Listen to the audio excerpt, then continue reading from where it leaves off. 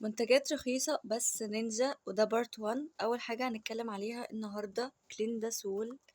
بجد كلينداسول ده أكتر حاجة جابت معايا مفعول في الحبوب. أنا وشي بجد لو تاخدوا بالكم كان كله عبارة عن حبوب كده، كله. بس أكتر مليون مرة كان وشي كله عبارة عن حبوب. فاكتشفت كلينداسول ده، وده سعره 15 جنيه ونص. 15 جنيه ونص، مفيش أرخص من كده. كل اللي بنعمله إن احنا بنجيبه وبنجيب قطن.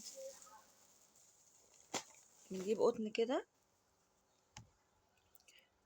وبنعمل ايه، بنحط كده